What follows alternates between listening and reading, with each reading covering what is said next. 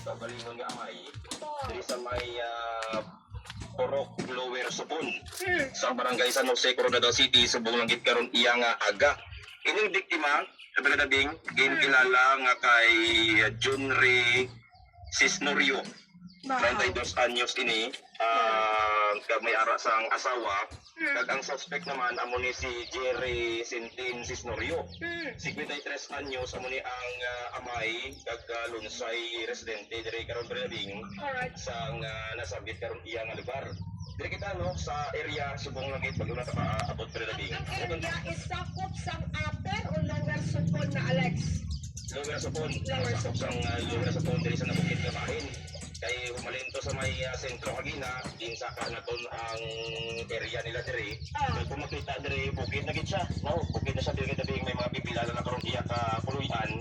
Kag sa mga initial naton nga na kuha nga report no sa aton karon iya base naman dito sa may bata. Ang diri sa Subong, ari ang suspect diri, no? Ang amay kag ang bangkay. No, sige nga bata. Sige na wala siya nalakya. Wala sa mga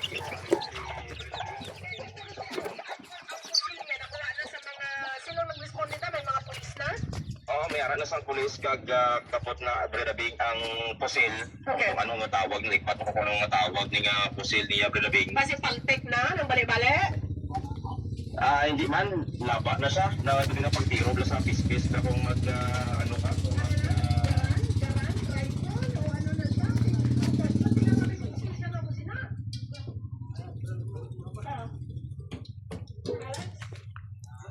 Breda Bing may ara sang armas no ang amay kag kung kanaon naton ang report rate sa may istorya naton ang may improvised shotgun daw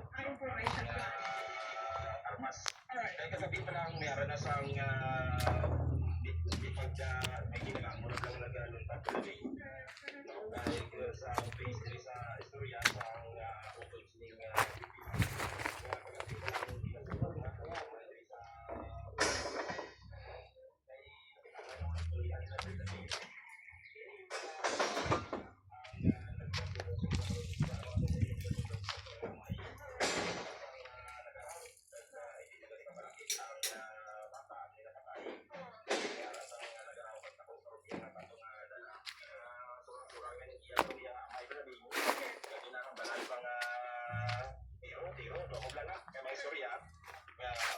nag-init pagit karon dia ang incident diri resulta sa pagpapalipot sa may kanito diri sa may gili ang tawag na contact ang